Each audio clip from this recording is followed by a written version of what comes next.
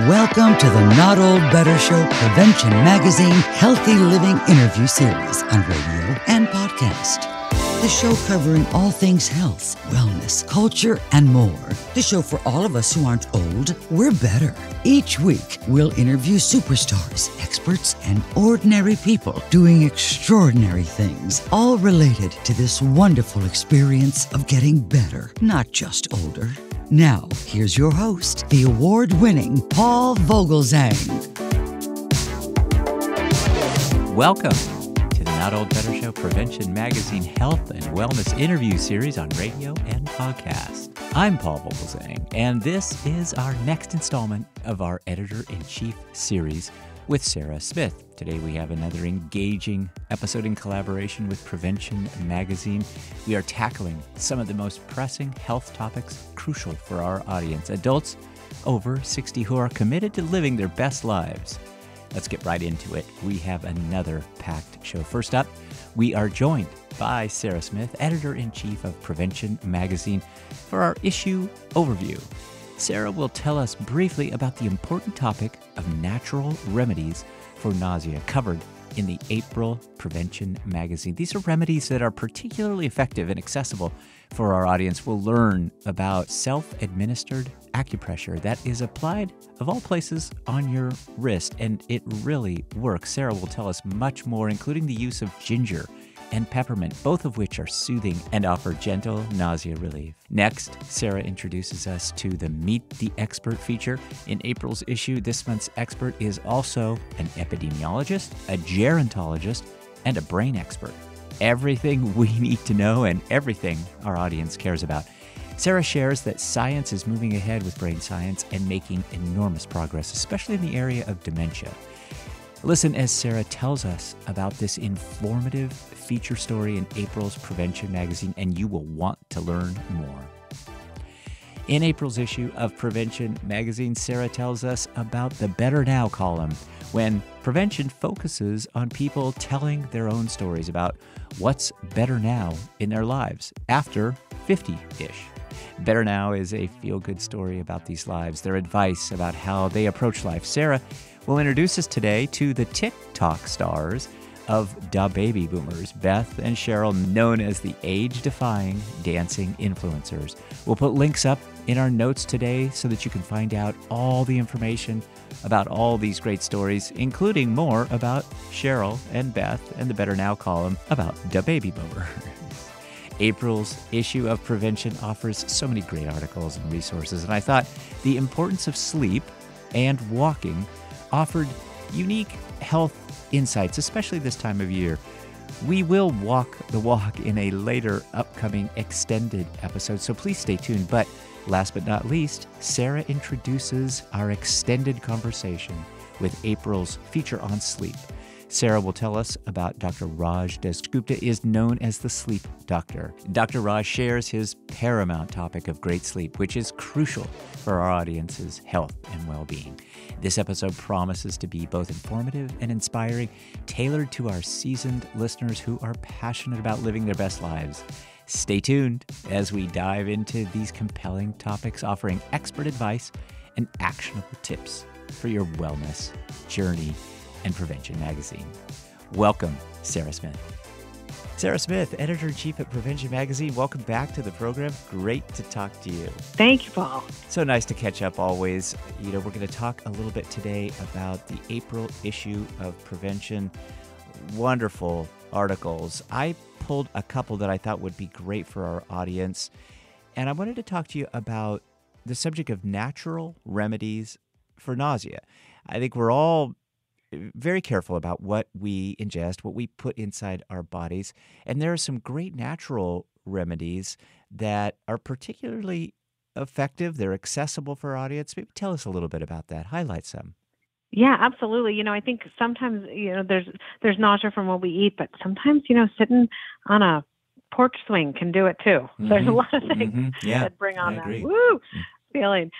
One of the ones that I am really interested in is acupressure, because I found it to work for myself too. So I was really interested that our reporter, found that from experts say, there's really something to this. Acupressure is similar to acupuncture, but instead of needles, it's a pressure point that you're pressing on, and you can do it yourself for nausea. That's what's so amazing. It's the spot on your wrist, just a little bit above where your hand, meets your arm, that when you press on it, it activates a spot in your brain that's responsible for that feeling, and it can really soothe your stomach. And you can buy those wristbands at the drugstore, and I personally found them to work. Especially, I was pregnant and on a boat, and let me tell you, not a good combo. But the band really helped for me back then. But so that's a good one, definitely worth a try. You can just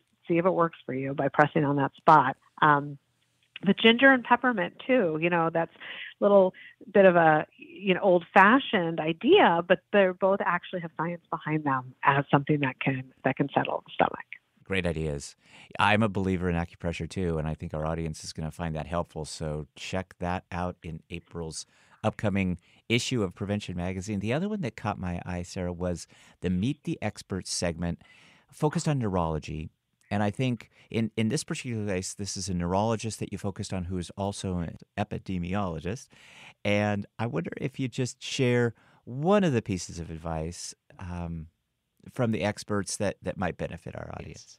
It was so interesting to talk to her. She is an epidemiologist, also a very long word and hard to say, and a gerontologist and a brain expert. So it's all the things that we love at prevention, and that our readers, and our audience here really cares about. So, something that was really interesting that she told me about was science is really moving forward in our understanding of the brain and dementia. That we now have these tests to show whether you have biomarkers for Alzheimer's. So this is amazing, but we're not really there yet with what to do with this information, because having the biomarker doesn't necessarily mean you're going to develop Alzheimer's. So it's a kind of a complicated thing, but I think people hear, oh, there's a test, I'm going to find out. But she says, it's a personal decision. You can find it, but you might have the biomarker, but not get it. And so do you want to live with that? So really what she recommends really is don't get the test until and if you start to notice cognitive changes, or if someone close to you tells you they are noticing those changes in you. And then immediately, yes, go get tested, go see what you can learn, see what you can do, because there are things that we know can really help and slow down that process where dementia is starting. So I think, it's really about not running out for the latest test, but sticking with the things that we know are really helpful. Good diet, exercise, social engagement. Those are the things that actually truly do keep your brain healthy. It is more than just forgetting where you put the keys. And I think it's so beneficial to get that corroboration from your partner that may be noticing this, maybe not, but using that information as a gauge about when to test and what to look out for, I think is very, very helpful. So this is going to be a great piece. Thank you very much for sharing that. We always talk about better here on the Not Old Better Show, especially with regard to prevention, and the Better Now segment is coming up again in April.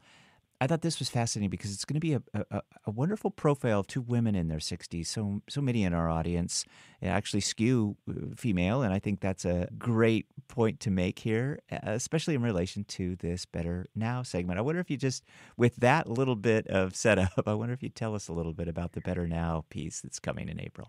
Better Now is a new column that we have in prevention this year, where we're doing profiles of people and what they can tell us about what's better now about their life after 50, generally. That's our rough, but we have people in their 60s, different ages that we're talking to. And the column was actually dreamed up by someone on my staff in her 20s because she knows all these really amazing people in their 50s and 60s, her mom, her friends, other, people she works with. And she just, she's like, well, I would love to interview them and learn from them. And so she's doing this series, and it's really terrific. And the one that's in this issue in April, and these two amazing women, Beth and Cheryl, and they have a TikTok called Da Baby Boomers, and they are super popular. They do all of these TikTok dances, but they're dancers. Like continue to be professional dancers their whole lives, and they've known each other forever, and they love to work together and to dance together, and they are just so delightful, and they have so many fun things to say about being popular dancers in their 60s, but also just really thoughtful things about if you're going to go out there on TikTok, you're going to get comments, and some of them are, how people are on the internet, and they just, they are so wise about it. They're just smart about it. Maybe they don't pretend it isn't a little painful to sometimes see people, not be nice, but most of what they get is really positive. But really, it really comes from their own internal joy, and that's what I find so wonderful and inspiring. Oh, it sounds like a great piece. Well, I know our audience will be better now for knowing all of that. I think these two have got a lot to share. I'm excited to check that out. I know our audience will be too. April's edition has so many great articles and resources, from sleep to walking, which is, of course, coming up in a big way in the next few months, and as the weather gets a little bit better.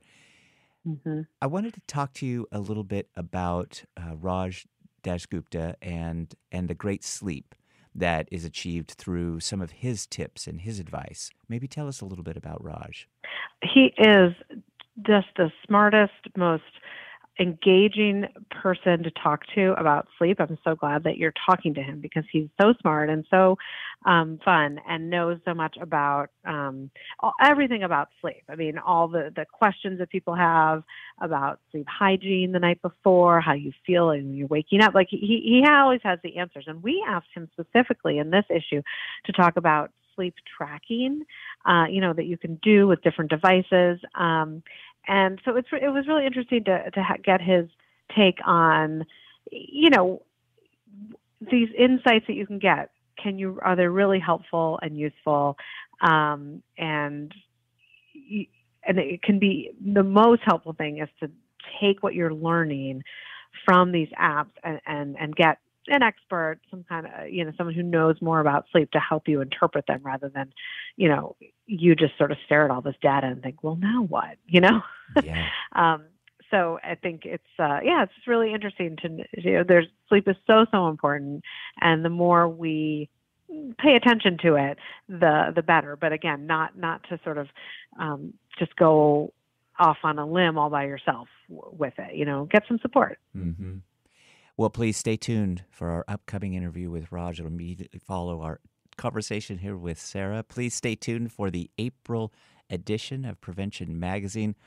As I mentioned, great article about walking. We're going to be talking in a separate episode, a full episode, with Joyce Schulman about walking and all the work that she does on that subject and walking away stress. There's great articles in Prevention Magazine about salmon, about cooking and recipes for a breakfast burrito, intermittent fasting, some myths about coffee, and then, of course, these wonderful brain games that you always have in Prevention Magazine to keep our mind sharp. So, Sarah Smith, Editor-in-Chief at Prevention, thanks for your time today. I'm looking forward to this April issue. It's always so great to talk with you, and we'll stay in touch, but please keep us posted about everything going on within Prevention. Thank you. I certainly will. Thanks for talking about all these fun articles. Hi, everybody. We're just going to take a quick break before we introduce the next guest. But at the Not Old Better Show, we understand the journey of aging gracefully. That's why we've partnered with Prevention Magazine, your trusted companion in health and wellness for over 70 years. Just like the Not Old Better Show, Prevention Magazine's commitment to your well-being and happiness has never wavered. Join us each month on the Not Old Better Show for exclusive insights from Prevention Magazine. We dive deep into topics that matter to you, from health to happiness. Personally, I've been a long-time Prevention Magazine subscriber, including the All Access plan. You can subscribe to Prevention Magazine too. Unlock a treasure trove of health and wellness knowledge, and join us here on the Not Old Better Show for in-depth behind-the-scenes information and more. And that's just the beginning. This year, May, June, the rest of 2024 are filled with invaluable insights. This April, for example, we're covering essential topics like sleep tips, the best walking shoes, and ways to battle nausea. Check back with us monthly for our deep dive with these exclusive interviews. I personally recommend Prevention Magazine for staying informed and empowered. So join our vibrant community at prevention.com. The Not Old Better Show and Prevention Magazine, celebrating life together. Visit Prevention Magazine's website at prevention.com. Sarah Smith has just introduced us to Dr. Raj Dasgupta. Dr. Raj Dasgupta, known as the Sleep Doctor, and Dr. Raj is joining us right now. Dr. Raj Dasgupta, welcome to the program. Oh, thank you for having me here. I'm really excited. Today, I'm in the mood to talk about sleep. You know, I am in the mood to talk to you about sleep today. You've got a great article in the Prevention Magazine April edition. Let's just jump right into it, because I think so many people are interested in sleep. It's such a big part of our life. I tend to be somebody who sleeps pretty well. I go to sleep quickly. My wife does not. So you're going to have a spectrum of questions here today for you. I can't believe you threw the wife under the bus already. We just started the conversation. Yeah. But you know what? I'm not surprised, because sleep is so individualized, and really it's not just the person. When you want to get good sleep, it's the family. You got to talk about the family too. So I see where you're going with this. Yes, right. It's a subject of conversation in our family. Absolutely. With your emphasis on medicine and in particular sleep in your own practice, what is it that you look at in terms of the specialty, and how does your own medical practice emphasize sleep and sleep medicine, I think, is maybe the best way to put it. Well, I wear different hats. So I do critical care, pulmonary, and of course, one of my favorite things is just general internal medicine sometimes. So, it's amazing how sleep affects every single organ in the body. So I think it's a great marriage to combine it by being an internist, by doing internal medicine, because we'll get into it. But whether we're talking about sleep deprivation or sleep disordered breathing, it really comes down to the overall theme that what happens at night definitely affects what happens during the day. So when I'm wearing my pulmonary hat and I see people with asthma and COPD, you combine that with a sleep breathing disorder, it can make outcomes much worse. We have to address those. If I'm wearing my general internist hat and I have someone with type 2 diabetes and they're hoping to lose weight, we got to focus at the night. It's not just about what happens during the day. It's not just about talking about Ozempic in the great commercials. Mm-hmm. It's about going back to the pillars of good health. And when I talk about the pillars of good health, it's going to be, hey, what are you eating? Your diet. It's going to be exercise, and it's going to be sleep. And, the American Heart Association puts sleep as one of those very strong pillars to have good health. And if I'm just wearing my sleep hat by itself, I really hope I could help people. They suffer from chronic insomnia. They went to see, their initial healthcare provider. They're still suffering. They got diagnosed with obstructive sleep apnea. You're like, no way am I going to be wearing that mask over my face. Or they have restless leg syndrome, and maybe no one believes them, or they want to push drugs right away to treat it. So I think the answer is that depending on what hat I wear, sleep integrates with everything so well. Because one of my favorite, phrases when I do interviews is always going to be, that we sleep a third of our lives. And if we all live to a wonderful 90 years without dementia, that's the key, you know what I mean? And you do the math, that's 30 years. So I think that we really need to focus on what happens at night to make everyone healthy during the day.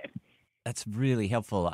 I really like the way you put that, because I tend to think of it somewhat in the reverse. And I in my research of you, I found that you're a real proponent of this idea that the role of psychiatry and neurology plays an important factor in sleep medicine. But maybe it's what goes on at night that affects our psychiatry and neurology during the day. 100%. But let me even go deeper dive on this because, back when we talk about how do you become a sleep medicine doctor, there were certain subspecialties that would go on to do this. One was pulmonary, that was me, psychiatry, and neurology. So you're talking about some of the core specialties that went on to do sleep medicine. And just let me go into a little bit of psychiatry. It makes perfect sense. It's unfortunately so many people suffer from chronic insomnia. And when you talk about insomnia, what are some of those risk factors? Depression, anxiety, the medications that we use to treat depression and anxiety. So I think it's really important to understand the medications, understand the underlying disorders, and integrate it. My favorite word in the whole world is integrate with sleep medicine. For neurology, whether we're talking about movement disorders at night, people who suffer from multiple sclerosis, they are so associated and integrated with sleep problems. So it really makes a lot of sense. And in fact, I love teaming up with other individuals with other subspecialties that have the same passion for sleep. And it's just great the way to see how they approach it. And I think being a pulmonologist, of course, my strong point would be sleep disorder breathing, and that's how many lung doctors went in to do sleep, because traditionally when you have something like obstructive sleep apnea, you wear that non-invasive mask that will help you breathe at nighttime. And so a lot of lung doctors, went that route. But one thing I learned during my training is that, there's so much more than just, diagnosing OSA. And I don't want to downplay it, because around 30 to 40 million people have OSA in our country, and we need better options than just, hey, here's a mask called CPAP. So I do feel that, I love that now sleep is opening up to many different subspecialties, and I love what they all could contribute.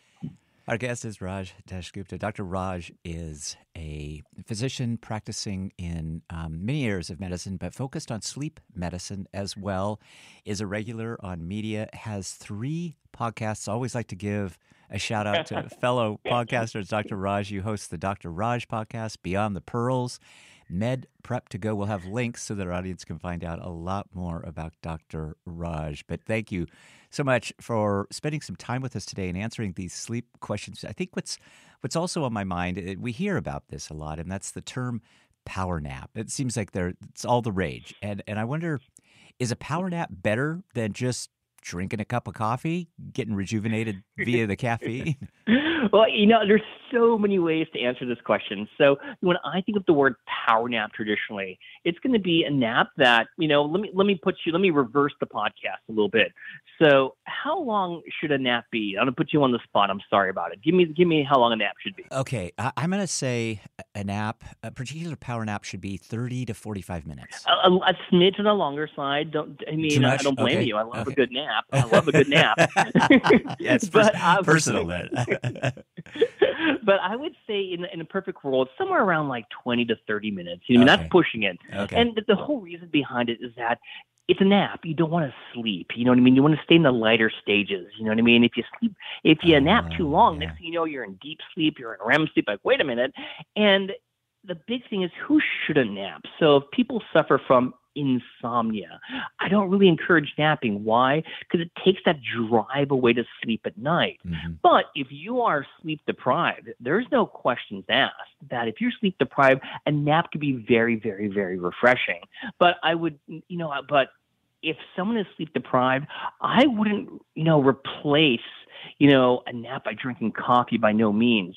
And I think the big take-home message I want to tell everyone is that if you are napping or if you're craving coffee too much or caffeine products, ask the question, why? Why are you feeling this way? Are you getting poor quality sleep? Are you getting poor quantity sleep? That's going to be the big question to ask yourself. But before I go rambling on, I just wanted to throw this out there, which is there is something called a caffeine nap. Have you heard about that? I have not heard about that. So let me just, I'm giving you some bonus material here. Okay, so, okay, good. We like bonuses. I'm not encouraging this, but, for someone who's going to be sleep deprived, they want to have the alerting benefits, of a nap beyond the refreshness of a nap, that right before you take that nap, you drink some coffee, and it usually takes around, 20 minutes or so for it to kick in. So if you drink that coffee, take the nap will be refreshing. And then when you wake up, you're going to get the alerting effects of the caffeine in the coffee. you get the best of both worlds. Wow. So that's a caffeine nap. That's a bonus. Absolutely. So you've got this really great article in the April 2024 issue of Prevention Magazine. Give us some tips, some additional tips. You gave us a bonus just then about the combination of caffeine and napping. So maybe give us 2 or 3 of your part of your list of great tips for great sleep. Sure. I think number one is expectations. I know that's not really a tip per se, but, I think that if you're someone who thinks you're going to sleep perfectly, 7 days a week, it's going to be, you've got to be realistic in the sense that, hey, we all have a bad night sometimes. And it doesn't mean because you have a bad night, you need to grab the melatonin or grab, over-the-counter medications. So I think expectations is always going to be very important. I think that, if you're not doing well during the day, I think you always have to ask the question, hey, why? And it could be something at night. That's going to be very important. And if we're going right into specific primary sleep disorders, I do want people to know that, hey, people who suffer from obstructive sleep apnea, we're coming a long way now. And I don't think that having continuous positive airway pressure, CPAP, with a mask is the answer for everyone. And I think that this should be discussed with your primary doctor, discussed with your sleep specialist. When we talk about insomnia, unfortunately, there are individuals that suffer chronically from insomnia. And what is chronic insomnia? Having symptoms such as difficulty initiating sleep, maintaining sleep for 3 days a week for more than 3 months, that, hey, after we do the mainstay therapy for insomnia, which is cognitive behavioral therapy. Cognitive means your thoughts, behaviors are going to be your actions. That, hey, there are new medications out there that are not going to have some of the addictive effects of some of the traditional things that we use, that can be discussed with your primary doctor and your sleep specialist. And realize that, there's not one advice that fits everyone. Sleep is very, very individualized. Very helpful. Thank you. Dr. Raj, final question for you. Yeah. What are some of the recent discoveries? I mean, we've heard, you really talked so powerfully about power naps, and we've heard about napping and Alzheimer's and a possible correlation. What are some of the other recent discoveries in sleep medicine that you think we need to be aware of right now? Yeah. You mentioned Alzheimer's, and I'm very passionate about that. So my dad, he has Alzheimer's, and, nothing makes you more invested in something when your loved one suffers from it. And, it's not just because I love my dad and I feel bad for him. It really affects everyone in the family. And my mom's going through quite a bit. And one thing I realized is that many individuals with Alzheimer's, sleep is horrible. I mean, they're sleeping at odd times during the day. They're not sleeping at night. They're being placed on, medications that have a side effect of sleepiness. They're antipsychotic medications. It's really tough. And one thing that research has shown is that not just people with dementia, but, as you get older, sleep is just as essential. It's not easy to get sleep when you're older, you know what I mean? But it's just as important. And by addressing primary sleep disorders such as obstructive sleep apnea, by trying, and that's the key word, it's not easy, but trying to get good sleep, that it helps out with cognition. And there's definitely strong data that shows that getting good sleep, quantity and quality, will definitely help out with memory, cognition, and of course, that really leads into Alzheimer's. Dr. Raj, thank you for your time, for all this great information. Of course, Dr. Raj will be featured in the April 2024 issue of Prevention Magazine on the subject of sleep. My best to you, my best to your family, my best to your mom. Those are tough moments, and hope all that ultimately can work out for you all. But thank you for your time. We'd love to have you back and talk about this on a regular basis, because just as you've said, I think everybody does like to talk about sleep, and we need to know more information about this. It'll just help us do that better, get better sleep. Yes, and you know what? I actually super enjoyed being here chatting with you, and yes, you don't have to twist my arm. I would love to pick this up again sometime. We'll do it. Thank you very much, Dr. Raj. Good talking to you. I hope you have a great rest of your day. You too. Thanks. Thank you. I hope you've enjoyed our April 2024 Prevention Magazine Editor-in-Chief interview series with Sarah Smith. Today we spoke with Sarah and Dr. Raj Dasgupta about sleep. We talked to Sarah Smith, Editor-in-Chief, about some natural remedies for nausea covered in the April issue of Prevention. Sarah introduces us to the Meet the Expert feature in April's issue, who is also an epidemiologist, a gerontologist, and a brain expert. You'll want to know more about this feature story, I guarantee you. Sarah then told us about the April 2024 Prevention Magazine feature story and the Better Now column, when prevention focuses on people telling their own stories about what's better now in their lives after age 50-ish. Better Now is a feel-good story about these lives, their advice about how they approach life. Thank you, Sarah, and Dr. Raj Deshgupta for your invaluable insights. And thank you, our audience, for tuning in. Remember, knowledge is power, and it's never too late to live your best life. The Not Old Better Show, Prevention Magazine Health and Wellness Interview Series. Check out the April 2024 issue, and please sign up for the Prevention Magazine Prevention Premium Program. Everything from today's show will be in our show notes with links for more information, so please check it out, and please be well, be safe, and let's talk about better.